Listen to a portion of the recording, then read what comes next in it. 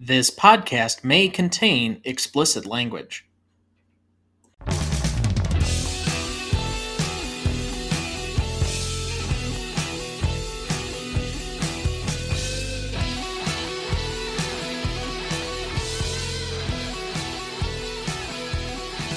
Welcome to the Greatest Movie of All Time podcast, the show that uses a unique grading style to redefine what the greatest movies are. I'm Tom Duncan, and tonight, in this bonus special episode, I run solo as I pay off a bet to my co-host Dana from this year's Oscars by applying our patent-pending Stanley rubric to the movie Glen or Glenda from 1953, directed, written by, and starring Ed Wood, with Timothy Ferrell, Dolores Fuller, and Bela Lugosi. So, for anyone that's listened to the show for at least this season, if you remember back to this year's Oscars earlier, you will remember that Dana correctly predicted 16 out of the 17 categories to my 15 out of the 17 categories that we picked to do. And thus, he decided to pick this movie for me as my punishment, if you will, to review partially based on the backing of the renowned critic Leonard Maltin, who has said this is the worst movie ever made. So, this is a bonus episode because it is kind of a mock style of what our normal episodes would be like. I hope if this is the first and only episode that you're listening to, that you're willing to come back for movies that are actually worth our time.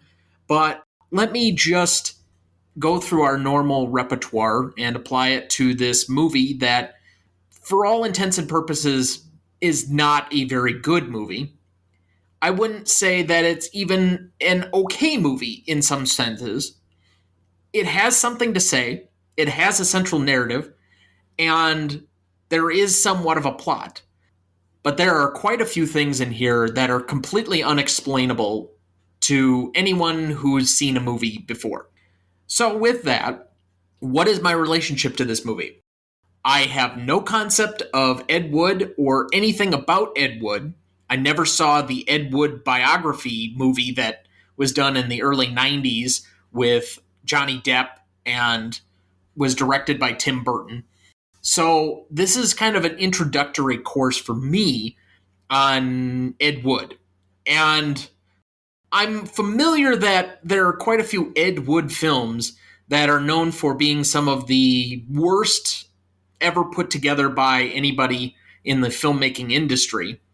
It's not hard to see why whenever Bela Lugosi pops up in this film, as he's playing this odd narrator of sorts. I guess there are two narrators in this movie, and most critics would tell you one narrator is probably too many. But he comes on screen and he's like the mad scientist of this whole ordeal, and the first 5 minutes of the movie is about him, even though I have no idea why he's in the movie at all. It makes absolutely no sense. And he comes on and says some of the oddest lines that I will read for you later on when we get to quotes. This is a strange movie. I had no relationship with it whatsoever going in. So I came into it with fairly open eyes. And that is to say, I was probably more surprised than I should have been had I known anything about Ed Wood or Ed Wood films. What is this movie about? Well, I'm glad you asked. I'm not entirely certain. I think if I were to venture a guess, it's Ed Wood's attempt at trying to be understood in a way that he didn't feel like he was at that time. And he's trying to make this as a piece of art, extending an olive branch into what he feels is a key aspect of his personality and of his identity that isn't understood by the masses. And for that, I have a certain level of sympathy. But like I said, the mad scientist parts of this, I don't quite understand. The structural portions of this, I don't quite understand. If it was simply the Ed Wood story, it would make more sense. But then we string in two kind of side stories, one involving a murder that just seemingly comes out of nowhere and then is dismissed fairly quickly.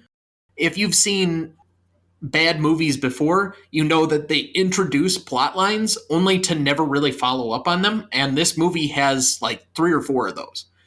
I think one of the best things about this movie is, thankfully, it's relatively short, but it's got some real odd sequences, and that whole devil musical montage that's about 2/3 of the way through the movie is one of the strangest things I think I've ever seen in cinema, especially given what the plot had been up to that point.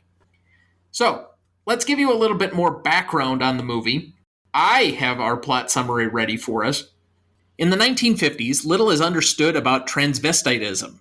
Director Ed Wood, in a seemingly autobiographical examination, seeks to inform the world on the topic through the story of Glen, played by Ed Wood, a man forced to deal with his own transvestitism after he becomes engaged to be married.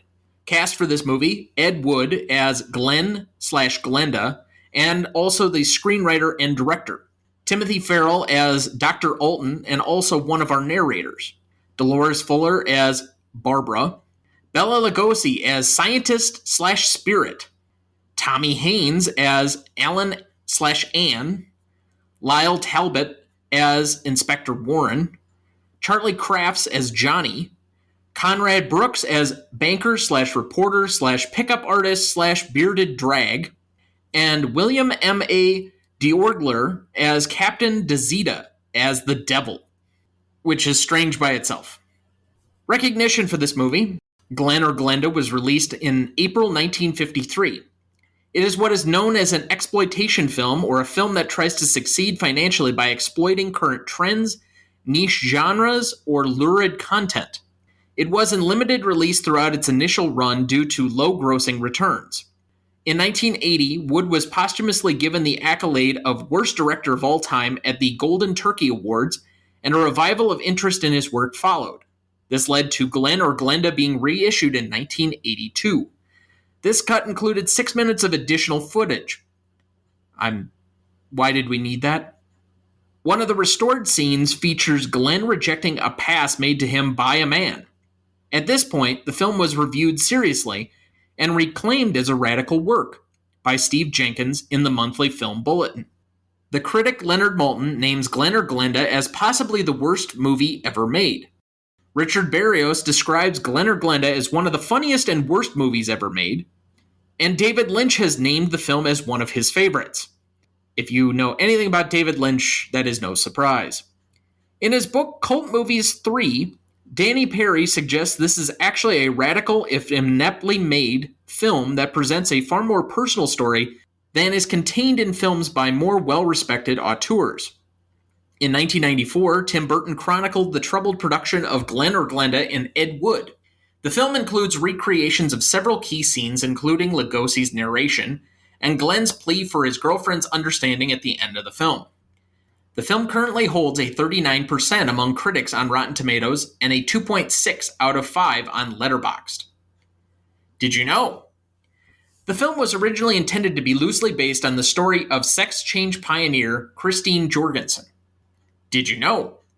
Edward D. Wood Jr. got the part as the director because he confessed to the producer that he was a transvestite, something only his then-girlfriend Dolores Fuller knew at the time. In fact, his fellow producer pal, Alex Gordon, lived with him as a roommate for over a year, and he never knew about Ed wearing girls' clothes. Did you know? The entire film was shot in just 4 days. No surprise there. Did you know? Warren Beatty is purported to have sponsored its 1981 reissue by Paramount while he was working there making Reds. Did you know? In March 1981, Paramount placed a full-page ad in the New York Times announcing the reissue of Glen or Glenda. It was heralded as a lost, trailblazing masterpiece in the tradition of Citizen Kane, Freaks from 1932, The Godfather, and Napoleon from 1927. A big New York premiere was scheduled for the reissue, but the date, April 1st, made film buffs suspect that the whole thing was an April Fool's Day joke. Paramount abruptly canceled the premiere the night before, citing the attempted assassination of then-President Ronald Reagan on March 30th. The film was quietly put into limited re-release the next month and started appearing in TV bad movie film festivals soon after. Did you know? The film includes almost 14 minutes of stock footage, including the end credits, and 73 seconds that run concurrently with new footage of Bela Lugosi. The stock scenes include fake lightning, used 6 times, pedestrians, 3 times, highway day, 3 times, highway night, twice, playground, twice, superior court, twice, ridiculous softcore, natives, bison stampede, parking lot, steel foundry, World War II, ambulance, airplane, signalman, milkman, and girls with fuzzy hats or sweaters. These are absolutely real. I'm just letting everybody know. Did you know? Bela Lugosi was broke and an addict at the time, so he readily took on a role in the film, even though, according to Dolores Fuller, he hated transvestites. Reportedly, he was paid $5,000, but it was probably closer to $1,000. Did you know? While the film had no sequel, Edward D. Wood Jr. used the character Glen/Glenda again in 2 of his novels. In Killer and Drag from 1963, Glen/Glenda becomes a serial killer. In its sequel, Death of a Transvestite, Glen/Glenda is executed. Did you know? The film was intended primarily for the drive-in market. It was one of a wave of exploitative cheap fare marketed to teenagers. Did you know? The film is listed among the top 10 best bad films ever made in the official Razzie Movie Guide. And with that, I will take our first break, and I will be right back. Welcome back. Thank you for rejoining us. All right, we have Best Performance up. So for me, if I have to give it to somebody, we're going to go with Ed Wood because, 1, he directed it, which is not an easy thing to do. 2, he wrote the screenplay, also not easy. And then he starred in it in a movie that seems very personal to his life story. And as a result, I think just by sheer effort of will, and that this is pretty much his project, I feel that Best Performance really has to go to him. Best Secondary Performance and Most Charismatic, I'm going to go with his girlfriend, Dolores Fuller. She is the most appealing part of this movie, even though I would say that she feels like she's lost through most of the film. She doesn't seem to understand half the time what's going on. She seems incredibly naive, but she's endearing because she's the one that's kind of got the deer caught in the headlights moment in the course of this film. Because of her naivete, you can sympathize with where Ed Wood's character, Glen/Glenda, is trying to take this story, or in the way that he eventually has to come out to her.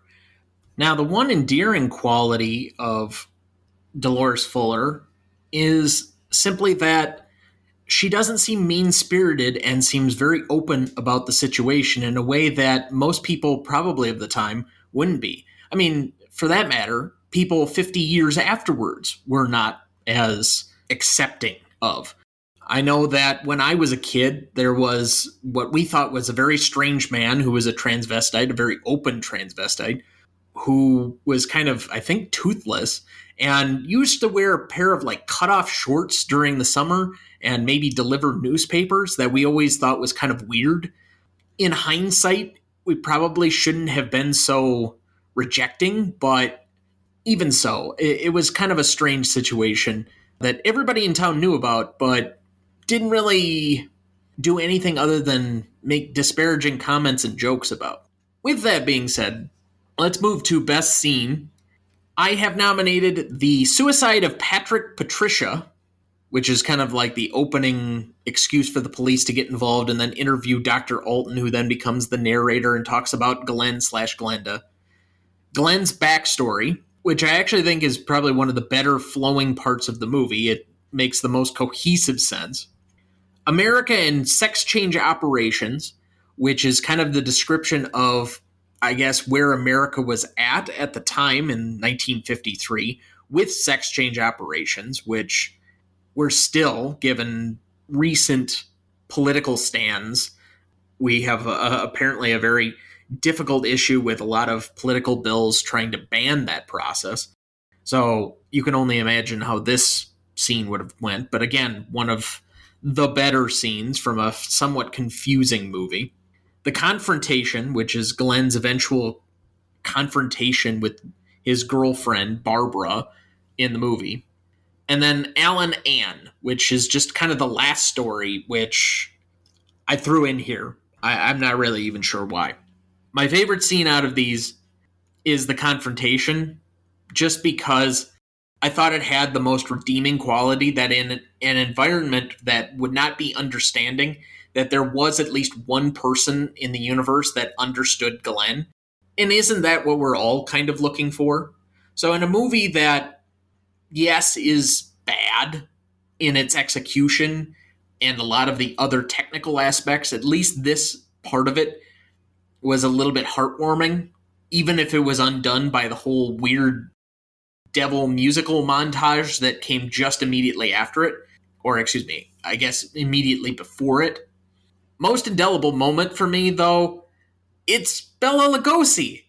Because I don't understand why he's in this film, and yet he's the only thing you think about when you see this stupid thing, because he's in it like every 10 minutes, inexplicably. It's ridiculous. I can't get him out of my mind or separate him from a film he should have had nothing to do with.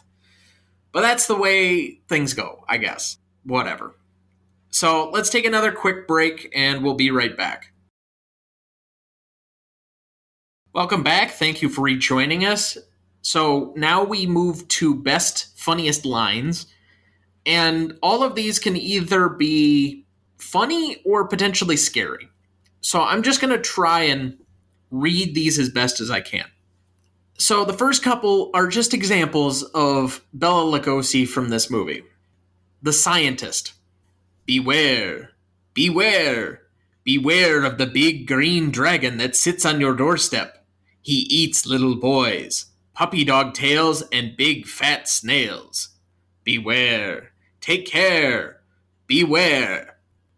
Now, I don't do Bela Lugosi justice on this, but it's really pretty much like that.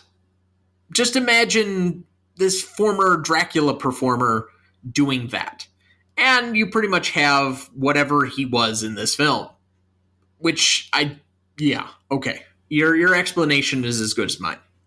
The next quote from Bela Lugosi I have down. People, all going somewhere, all with their own thoughts, their own ideas, all with their own personalities. That says nothing and everything all at the same time. I'm lost, but all right. So the actual narrator in the film, Glen did wear the dress to the Halloween party. He even took first prize. Then one day, it wasn't Halloween any longer. Then I have Sheila, Glen's sister. Just how does one go introducing your friends to your brother when brother's wearing your best sweater, your skirt, and makeup to boot? And my final nominee, Dr. Alton. Therefore, two entirely different cases, handled in two entirely different ways, have a happy ending. Inspector Warren. Yeah, those two. But what of the hundreds of other less fortunate Glens the world over? Scientist. Bela Lugosi. Yes, but what of the other less fortunate Glens the world over? Oh, snips and snails and puppy dog tails. So you end on this potentially great note, and then you undo it by putting in Bela Lugosi for whatever reason. It makes no sense. All right, so what you're all here for. Let's go to the Stanley rubric, see what we have to say on this. This might be the first film that we have to deal with this. From an industry standpoint, I think the film is known. You have critics all over the place talking about it, but it's in a negative fashion. So how do you judge negative notoriety and legacy?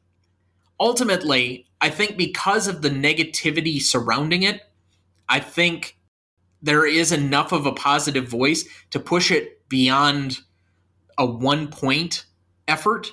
I don't think it's quite so negative because there are divided opinions so as to push it under even a point. So I'm going to go 1.5 for the industry, but a 0 for the audience. I don't know of too many people that know this film outside of like film buffs, which I would assume are more part of the industry by this point. And I don't really know of too many people that know of Ed Wood, let alone that. So I just can't give a lot of, you know what, I'm going to adjust this. There are some cult fans that do enjoy Ed Wood and these types of movies. So I'm going to go with a 0.5 because I think a 0 is just a little too low. So that's going to actually add up to a 2 now that I think about it. All right, impact significance. No critical attention or awards at the time. It had almost no recognition at the time that it came out. Almost everything was after the fact. It had 0 to little box office appeal. It was in limited release. And I'm not really sure how these films got like relaunched well after the fact, but it is a straight 0 as far as impact or significance. This had nothing for 30 years. Why they decided 30 years later to like unearth this stuff and make it part of pop cultural lexicon, I have no idea, but they did. So that's a 0 there. So we're working on 2 points through 2 categories. Novelty, 10. This was significantly ahead of its time, and while it's working with a 1950s understanding of the topic and is therefore extremely ham-handed about a lot of the issues that we're much more sensitive about these days, as I mentioned, sex change operations, trans people, trying to be understanding. This is an area that's still complicated as of now and has complicated feelings for a lot of people, including myself, because it's not necessarily what we've been grown up to appreciate or understand. And I'm finding my way to understand and be involved in, be an ally in this, but it's still taken me time and I have complicated feelings on it. And yet we're trying to sort through these almost 70 years ago. So this is significantly ahead of its time if it's made 20 years ago, let alone 70. I'm sorry. It just needs that level of recognition for going there and trying. And despite its 1950s understanding of these issues, it's really not that bad comparatively to some other things where we tried to like tackle racism in the 50s. So I got to go with a 10.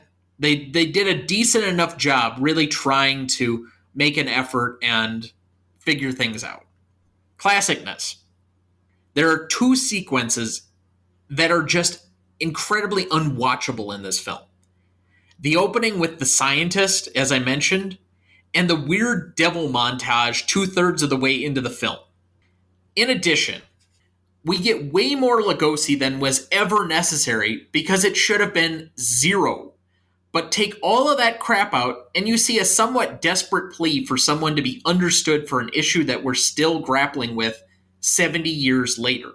This is incredibly forward-thinking, and while it was exploitative and poorly shot, poorly produced, it has a ton of stock footage. I can't give this a 0 or even a very low number. So I'm just going to go right down the middle, and I'm going to say a 5. Finally, rewatchability. It's 0.5.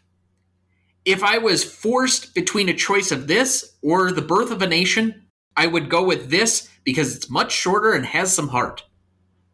That's my reasoning. Therefore, it can't be an absolute 0, and I will go with a 0.5 because this is something I would much rather watch than a complicated film like The Birth of a Nation.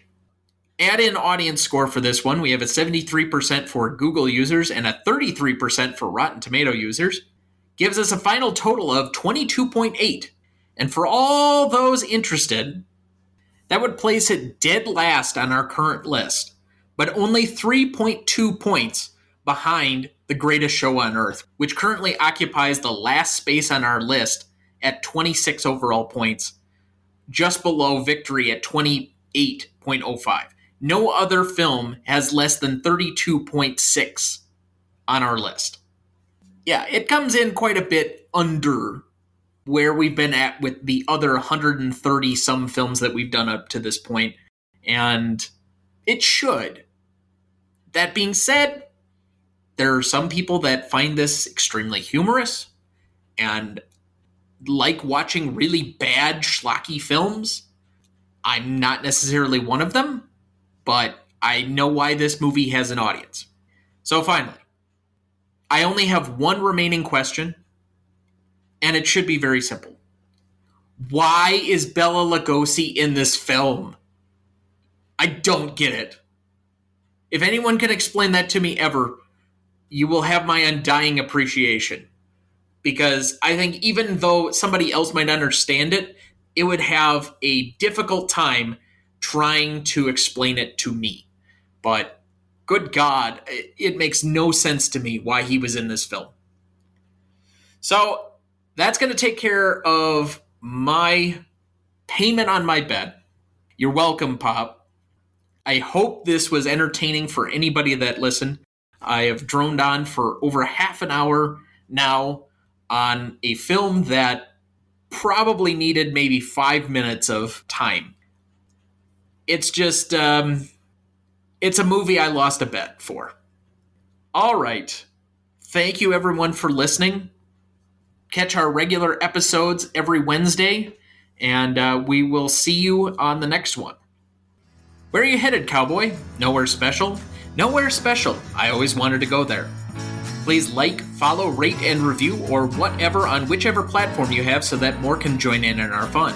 You can also email the show at thenewRonnieduncanstudios.com or sign up for our newsletter.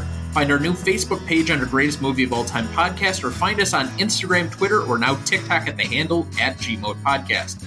Greatest Movie of All Time is a production of Ronnie Duncan Studios. Our show is mixed, edited, and written by Thomas Duncan. Our music is thanks to Purple Planet Music.